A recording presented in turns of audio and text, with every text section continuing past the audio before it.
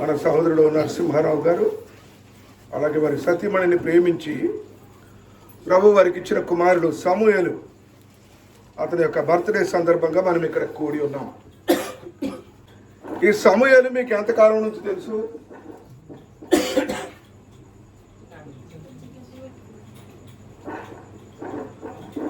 ఈ సమూయేలు మీకు ఎంతకాలం నుంచి తెలుసు? చెప్పండి, ఎన్ని సంవత్సరాలు అయింది తెలుస్తుందిగా. ఎన్ని సంవత్సరాలు అయింది పిల్లోడికి? ఇప్పుడు ఎన్ని సంవత్సరాల నుంచి తెలుసు నీకు? 13 ఏళ్ల బట్టి నీకు తెలుసు అంతే. ఒకసారి నేను పిండమునై ఉండగా ఎవరిమైనా ఏమంటామంటే, అయ్యా నువ్వు ఎంతకాలం నుంచి తెలుసు అంటే, అమ్మ ఇప్పుడు నా వయసు 70 సంవత్సరాలమ్మా అంటే, నేను 70 ఏళ్ల బట్టి అందరికీ ఎరుక, కానీ నా ప్రభువుకు నేను ఎప్పుడు ఎరుక? నేను నా తల్లి గర్భములో పిండమునై ఉన్నప్పుడు. పిండము అంటే ఇంకా శిశువు గాలే. పిండము అంటే శిశువు గాలే. ఆ తల్లిని హాస్పిటల్కి తీసుకెళ్తారు. అమ్మాయి నలతగా ఉంటుంది, బాగలేదని తీసుకెళ్తే డాక్టర్ చెప్తాడు అమ్మాయికి గర్భిణీ అని. డాక్టర్ చెప్తాడు కానీ చూడలేడు. కానీ ప్రభు అంటాడు, నేను అప్పుడే చూశాను అంటున్నాడు. నేను అప్పుడే చూశాను అంటున్నాడు. మరి అప్పుడే చూసిన దేవుడు మగపిల్లని ఇస్తున్నాడా ఆడపిల్లని ఇస్తున్నాడా మనకు అనుమానం, ఆలోచనగా. ఆ తర్వాత మళ్ళీ ఒక సందేహం వస్తుంది, కాళ్ళు చేతులు ఎట్టుంటుందో, పిల్లోడు ఎర్రగుంటాడో నల్లగుంటాడో, మా మామగారు వాళ్ళకి సరిగ్గా లేదు, మా అత్తగారు వాళ్ళకి సరిగ్గా లేదు, మా అమ్మమ్మ వాళ్ళు వెనక బాగలేదు, ఎన్నో ఉంటాయి అనుమానాలు మన లోకంలో మనుషులు గనక. ఇర్మియా గ్రంథము 1వ అధ్యాయము 5వ వచనం చూద్దాం.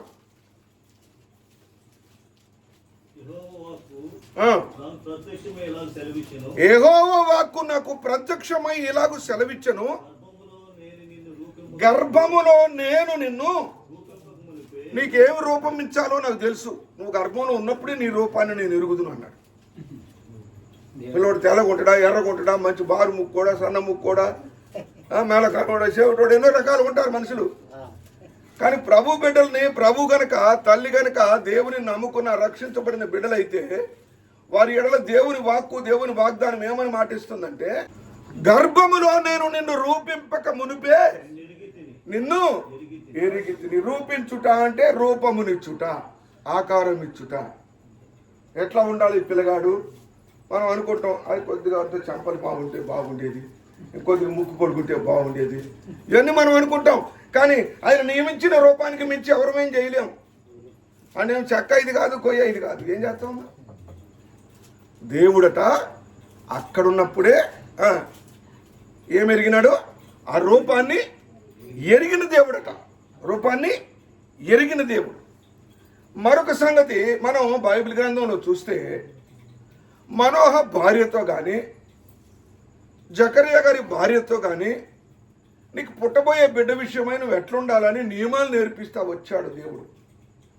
అమ్మ ద్రాక్ష రసముని కానీ దాని నుంచి పుట్టింది కానీ తినకూడదు, నువ్వు చాలా జాగ్రత్తగా ఉండాలా, నీ బిడ్డ దేవుని బిడ్డ అవుతాడని చెప్పినాడు. నీ బిడ్డ దేవుని బిడ్డ అవుతాడని చెప్పినాడు. లూకాసు వార్త 1వ అధ్యాయం 41వ వచనములో మరియమ్మ గారు ఎలిజబెత్ అమ్మ గారు కలుసుకున్నారు. చూడండి మాట.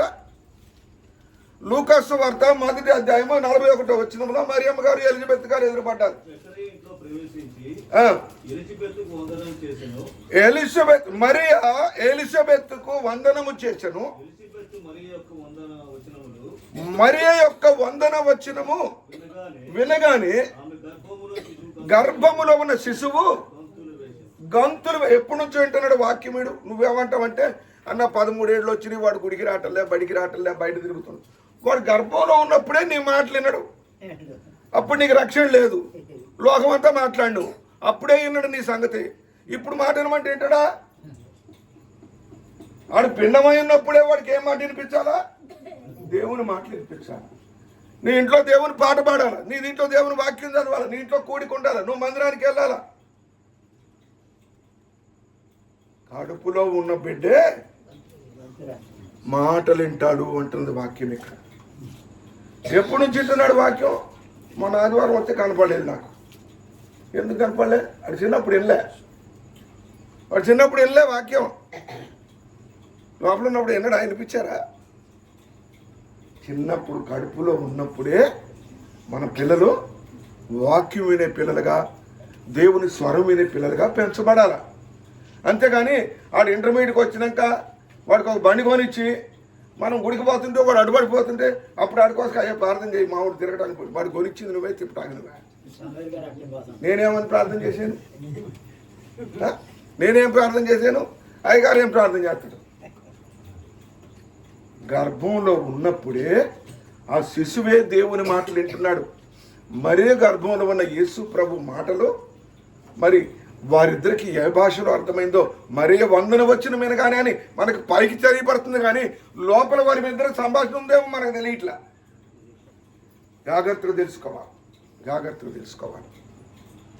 పిల్లడికి మంచి భోజనం, మంచి ఆహారము, అది పెట్టాలా, ఇది పెట్టాలా, బలం రావాలా, ఎన్నో రావాలనుకుంటాం. కీర్తనకారుడు ఏమంటాడు?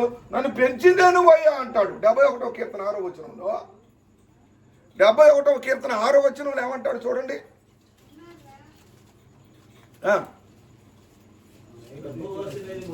గర్భవాసినైనది మొదలుకొని నాకు ప్రాపకుడవే నువ్వు. గర్భవాసి అంటే గర్భంలో నివసించిన నాడే నన్ను పోషించింది నువ్వు తీసుకున్న ఆహారం బట్టి.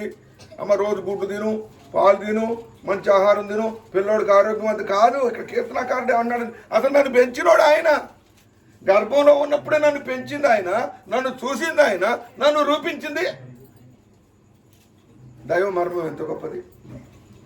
ఇది ఎరిగినామా? ప్రతి తల్లిదండ్రి జరగాల. ఇవాళ ఏదో వాళ్ళిద్దరు వినటానికో సామీలు వినటానికో కాదు. ప్రతి తల్లిదండ్రులు వినాలా, ప్రతి బిడ్డలు లేనివాడు వినాలి ఈ మాట. ఈ గర్భంలో శిశువు వింటాడు, గుర్తుపెట్టుకో మాటలు. గర్భంలో పిండాన్ని చూస్తాడట దేవుడు, గుర్తుపెట్టుకోవాలి దేవుని మాటలు ఏదో మేము వచ్చి పోదామని కాదు. క్రిస్మస్ రాబోతా ఉంది. క్రిస్మస్ వస్తే క్రిస్మస్ అంటే మనకి ఇష్టం, అప్పుడు బాగా ఇష్టం. మరి ఇప్పుడు ఎనరా? లోకాసువార్త 2వ అధ్యాయంలో 12వ వచనంలో ఎంత చక్కని మాట. ఆ గొర్రెల దగ్గరికి పోయినాడు దేవదూత. చూడండి, లోకాసువార్త 2వ అధ్యాయం 12వ వచనం. దానికి ఇదే మీ కానవాలు, ఒక శిశువు పొత్తి గుడ్డలతో చుట్టబడి ఒక తొట్టిలో పరలోకం నుంచో చెప్తున్నాడు పండుకొని ఉన్నాడని. పడుకోనుండుట లేచడానికి తెలియను అన్నాడు ప్రభుకు. నేను పడుకోవటం, నేను లేవటం, నేను తిరగటం నీకు ఎరికే ప్రభు అన్నాడు. పోయి వాళ్ళకి చెప్తున్నాడు, ఆ పిల్లడు అక్కడ పడుకొని ఉన్నాడు పోయి. మనం ఎక్కడ పడుకోబెడుతున్నాం? ప్రభు సంరక్షణలో ఉంటున్నాడా? భయం మనకి. బయటికి పోతే ఏమొచ్చిందో ఏం రాదు ప్రార్థన చేస్తే. బయటికి పోతే మనం పిల్లడు ఒక్కడున్నాడు భయం. కానీ వాడు పడుకున్నది ఎక్కడ, ఆ పసివాడు ఎక్కడున్నాడో కూడా దేవుడు ప్రభు ఎరిగిన వాడుగా ఉన్నాడు. వాక్యం చదువుతాం కానీ మన పిల్లల్ని ఆ విధంగా పెంచగలుగుతున్నామా జ్ఞాపకం పెట్టుకోవాలి. అదే క్రిస్మస్ సందేశం. ఇది క్రిస్మస్ మంత్లో కాబట్టి అది కూడా నేను గుర్తు చేయాలని ఆశపడుతున్న. మత్తయి సువార్త 2వ అధ్యాయము 11వ వచనం.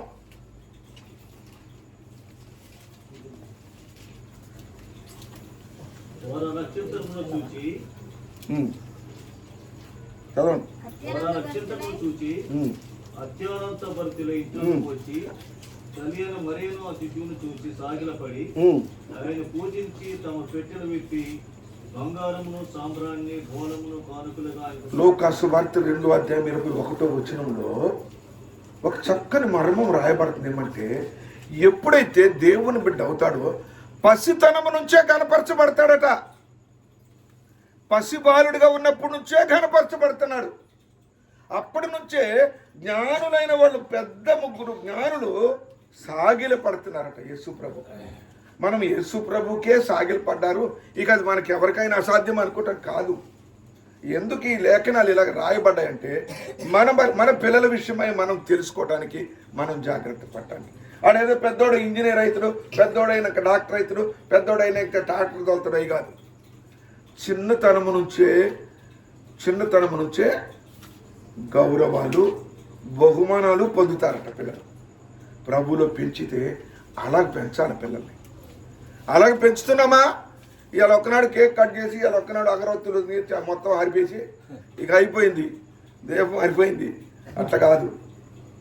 ఏ శిక్షణలో పెరుగుతున్నాడు పిల్లోడు, ఏ రకంగా పెరుగుతున్నాడు పిల్లోడు, అడుగడుగున కావలు కాస్తున్నాడు దేవుడు, అడుగడుగున నడిపిస్తున్నాడు దేవుడు. హోషేయ అంటాడు, హోషేయ ప్రవక్త అంటాడు 11వ అధ్యాయము 3వ వచనంలో, నేను నన్ను నడిపించింది నేనే అంటాడు. చూడండి, హోషేయ గ్రంథము 11వ అధ్యాయము 3వ వచనము. చెయ్యి పట్టుకొని, అసలు నడక నేర్పిందే నేను, నడక నేర్పిందే నేను నేర్పబట్టే వాడు నడక నేర్చుకున్నాడు. ఆ తర్వాత పరిగెత్తడం కూడా నేర్చుకున్నాడు. ఆ పరిగెత్తి పరిగెత్తి పరిగెత్తి దావీదు అంటాడు, నా కాళ్ళు లేడి కాళ్ళగా చేసేవయ్యా, నేను నీ సన్నిధికి పరిగెత్తుకొని వస్తా అంటాడు. ఆ బలము, ఆ ధైర్యము ఎక్కడి నుంచి వచ్చిందంటే ఏమంటున్నాడు, చెయ్యి పట్టుకొని వానికి నడక నేర్పిన వాడను నేనే. అసలు దేవుని ప్రమేయము లేకుండా ఒక బిడ్డ పిండములో ఉన్నప్పుడు, రూపం పొందినప్పుడు, భూమి మీదకి వచ్చినప్పుడు, శిశువుగా ఉన్నప్పుడు, శిశువుగా పండుకున్నప్పుడు, నడక నేర్చుకున్నప్పుడు కూడా దేవుని ప్రమేయం లేకుండా దేవుని బిడ్డలు ఉంటారు. గుర్తుపెట్టుకోవాలి, దేవుని బిడ్డలుగా మనం అలాగ పెంచగలగాలి. లూకాసు వార్త 2వ అధ్యాయంలో మరొక మాట చూద్దాము. ఆ 40వ వచనంలో చూస్తే సమూయేలు గురించి రాసినట్టే ఇక్కడ యేసు ప్రభువుని గురించి రాస్తూ అంటాడు, వయస్సును బట్టి జ్ఞానం వస్తుంది అంటాడు. చూడండి, బాలుడు జ్ఞానముతో నిండుకొనొచ్చు. ఎట్లా ఎదుగుతున్నాడమ్మా? వయసులో ఎదుగుతున్నాడు, బలంగా ఎదుగుతున్నాడు, అదే సమయంలో జ్ఞానంలో కూడా ఎదుగుతున్నాడు. జ్ఞానంలో ఎదగకపోతే పెద్ద ఆయన ఏమంటాడు, రా చెట్టు ఎదిగినట్టు ఎదిగినావు కానీ నీకు బుద్ధి రాలే. జ్ఞానం లేకుండా ఎదిగినా లాభం లేదు, వాడు 6 అడుగులు మనిషి అయినా లాభం లేదు. ఏం లాభం? జ్ఞానం లేని వాడిని ఏమంటారు? అందరూ అదే అంటారు, వాడికి మైండ్ బాగాలేదన్నా, పెద్దగా కనపడుతుంది కానీ పని చేయదంట. జ్ఞానంలో ఎదగాల మన పిల్లలు, జ్ఞానంలో ఎదగాల. జ్ఞానాలు 2 రకాలు, భూ సంబంధమైన జ్ఞానము, పైనుండి వచ్చే జ్ఞానము. ఏ జ్ఞానంలో పెంచుతున్నావు? భూ సంబంధమైన జ్ఞానంలో పెంచినవా, రేపు నిన్ను ఎదురు తిరుగుతాడు. పై జ్ఞానంలో, దేవుని జ్ఞానంలో పెంచినవా, ఆ బిడ్డను చూసి ఆనందించే దినం ఒకటి తప్పకుండా తటస్థిస్తుంది, తప్పకుండా తటస్థిస్తుంది.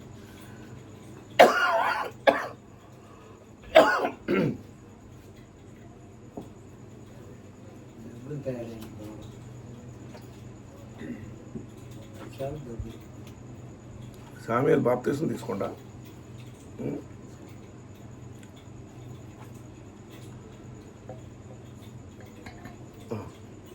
ఇప్పుడు ఎవరు బిడ్డ సామ్యూయేలు? ఏడాది కనపడితే ఎవరు అబ్బాయి అంటారు?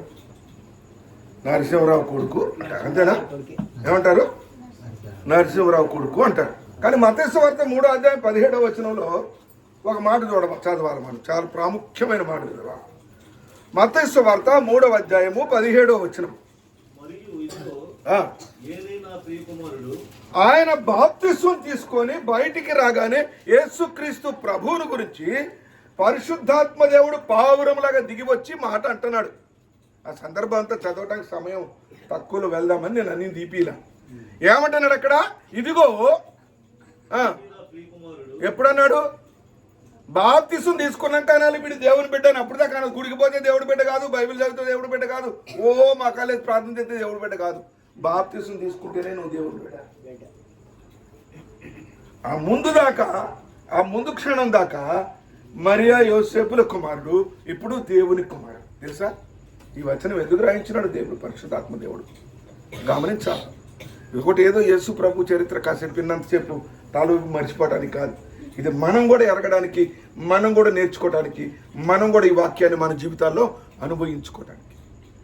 ఎప్పుడైతే యోర్దాను నదిలో బాప్తిసం తీసుకొని ఆ బయటికి ఒడి మీదకి వచ్చినాడో, పరిశుద్ధాత్మ పావురముగా దిగి వచ్చి ఏమంటున్నాడు? ఇదిగో ఈయన నా ప్రియమైన కుమారుడు. అయ్యగారిని అంటే, అయ్యగారిని పిలిచి, అయ్యా మా వాడికి వచ్చి ప్రార్థన చేయంటే, మీ అంతా దేవుని బిడ్డలు అంటాడు. అనకపోతే మనం ఊరుకుంటాడు. మీ దయాలు బిడ్డలు అంటే ఊరుకుంటాడు. మళ్ళీ ఇంకోతాడు మీ ఊరు కూడా అని. కానీ ఎప్పుడవుతాడు దేవుడి బిడ్డ? బాప్తిసం తీసుకున్నప్పుడే దేవుని బిడ్డ అవుతాడు. ఏదో మర్యాద కోసమో లేకపోతే నలుగురు బాధపడతారని దేవుని బిడ్డ సమూయేలు రాయా అంటే ఆడెప్పుడు దేవుని బిడ్డ అయినాడు? ఇంతవరకు బాప్తిస్మే తీసుకోలే. బాప్తిస్మానికి సిద్ధపడాలా. నీ వయసు చిన్నది కాదు, నువ్వు ఇంకా ఆటలాడే వయసు కాదు. నువ్వు మందిరంలో పరిచర్య చేసే వయసు వచ్చింది. నువ్వు బాప్తిసం తీసుకొని దేవుని బిడ్డగా పిలవబడ. దేవుని బిడ్డని మేం పేర్లు పెడితే కాదు, దేవుడు అనాల.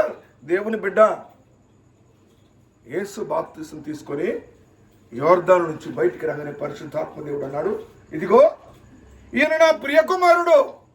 అదేంటి ఇప్పుడు దాకా మేము ఆయన నీ కుమారుడు అనుకోలేదు కదా. నరసింహరావు కొడుకు శైలజనా? శైలజ కొడుకు కదా. కాదు, దేవుని బిడ్డ అవుతాడు. ఎప్పుడు అవుతాడు? దేవుని బిడ్డ ఎప్పుడు అవుతాడు? సండే స్కూల్కి పోతే కాడు, బైబిల్ చదివితే కాడు, వాడికి ఒక సంచుకొని బుధానేసినా కాడు. గుర్తుపెట్టుకో నరసింహరావు. ఎప్పుడు బాప్తిసం ఇప్పిస్తావో అప్పుడు చెప్పు, నా కొడుకు దేవుని బిడ్డ అన్నా, ఇప్పుడు దేవునిలో ఎదుగుతున్నాడు, అప్పుడు చెప్పు. అంతేగాని నువ్వేదో చెప్పేస్తే దేవుడు ఒప్పుకోండి. నేను ఎప్పుడే అంటున్నా, ఆదరించే దేవుడు, కనికరించే దేవుడు ఎప్పటి వరకు అంటే ఒక్కసారి గనక దేవునిలో గనక ఆ బిడ్డ ఎదగగలిగితే, ఆ బిడ్డ స్థిరపడగలిగితే, ఒకటే మాట చదువు ముగిస్తా నేను. ద్వితీయోపదేశ కాండము 11వ అధ్యాయం, ద్వితీయోపదేశ కాండము 11వ అధ్యాయము 12వ వచనము. అది ఆకాశ వర్ష జలము త్రాగును. అది నీ దేవుడైన యెహోవా లక్ష్యపెట్టు దేశము. నీ దేవుడైన యెహోవా కన్నులు సంవత్సరాది మొదలుకొని సంవత్సరము అంతము వరకు ఎల్లప్పుడూ నీ మీద కను దృష్టి ఉంటుందట. దేవుని దృష్టి ఎప్పుడమ్మా? ఎప్పుడు? నేను చెప్పిన చాలా సంగతులు చెప్పుకుంటూ వచ్చా. ఆడి గర్భంలో ఉన్నప్పుడే దేవుని మాటలు వినేవాడే ఉండా. సడన్గా ఇప్పుడు తీసుకొచ్చి వాడికి రక్షణ పొందు, మారు మనసు పొందు, మోకరిచ్చు, లేకపోతే దెబ్బలు పడితే రాదు. రాదు. ఎందుకే? మొక్క వంగనిది వంగిద్దా? నువ్వు వంగుతావు, నువ్వేడ వంగుతావు, నువ్వు వంగనే. నేను అంతకంటే వంగను. మానైపోయినాక వంగం. మొక్కప్పుడే వంగాలా, మొక్కప్పుడే పెంచాలా, దేవుళ్ళో పెంచాలా, దేవుని బిడ్డగా పెంచాలా. అది గుర్తుపెట్టుకోవాలి. దేవుని బిడ్డగా పెంచాలి. నా కొడుకు నీకు మంచిది, ప్రేమ ఉండాలి, గారాబం చేసుకోవాలి, మంచిదే. ఎవరు కాదనరు, ఏ తల్లిదండ్రులు కాదనరు. తల్లిదండ్రులు అయిన వాళ్ళందరూ వాళ్ళు పెట్టినట్టే పెంచుతారు. కానీ దేవుని బిడ్డగా ఎదగాలి. ద్వితీయోపదేశ కాండము 31వ అధ్యాయం 8వ వచనము నీకు వాగ్దానం చదవండి. నీ ముందర నడుచువాడు యెహోవా, ఆయన నీకు తోడయుండును, ఆయన నిన్ను విడువడు, ఎడబాయడు. అది నీకు 14వ సంవత్సరం అంతా నీకు వాగ్దానం. 14వ సంవత్సరం అంతా నువ్వు అది అండర్లైన్ చేసుకో, వేరే పేపర్ మీద రాసుకొని బైబిల్లో పెట్టుకో. నువ్వు ఎప్పుడు ప్రార్థన చేసినా ఆ వాగ్దానం చదువుకో. నీకు 14వ సంవత్సరం పూర్తయి మళ్ళీ బర్త్డే వరకు కూడా ఆయన ఇస్తున్న వాగ్దానం, ఆయన కాపుదల, ఆయన భద్రత ఏంటంటే, మళ్ళీ ఒకసారి చూసి ముగిస్తామా. నీ ముందర నడుచువాడు యెహోవా, ఆయన నీకు తోడయుండును, ఆయన నిన్ను విడువడు, నిన్ను చదివినవా? Very good. దేవుడు ఆ రీతిగా నూతన సంవత్సరంలో 14వ సంవత్సరంలో సంవత్సరము మొదలు సంవత్సరము చివరి వరకు ఆయన ముందర నడిచి, ఆయన కాపుదలిచ్చి, ఆయన భద్రత ఇచ్చి, ఆయన క్షేమం ఇచ్చి, ఆయన బిడ్డగా మార్చుకోవాలా. ఒట్టికి ఇవన్నీ కాదు, ఇవన్నీ ఒట్టికి కాదు, ఇవన్నీ ఒట్టికి రావు. ఈ సంవత్సరం బాప్తిసం తీర్మానం చేసుకోవాలను నాకెవరు చెప్పలే. ప్రభు నా ద్వారా మాట్లాడుతున్నాడు. నాకెవ్వరు చెప్పలే. అన్న బాప్తిసం తీసుకొని మావుడు చెప్పని వాడు చెప్పిన వాళ్ళు లేడు నాకు. ఎందుకు ప్రభు నన్ను చేతపరిచినాడు ఆ రైతు నాకు తెలియదు. కానీ ఓ ప్రభు బిడ్డగా మార్చబడకపోతే నీకు ఈ వాగ్దానాలు ఏవి చెల్లవు. నీ జీవితము నువ్వు నిర్ణయించుకున్నట్టే ఉంటావు. అలా ఉండకూడదని నా కోరిక. ప్రభు నీకు సహాయం చేయను కాక. ఆ రీతిగా ఈ యొక్క నూతన జన్మదినం నుంచి నూతన సంవత్సరం అంతా ప్రభు ఆయన ముందర నడుస్తూ ఆయనకి తోడై ఉండి విడవక ఎడబాయక కాపాడును గాక. ఆమేన్.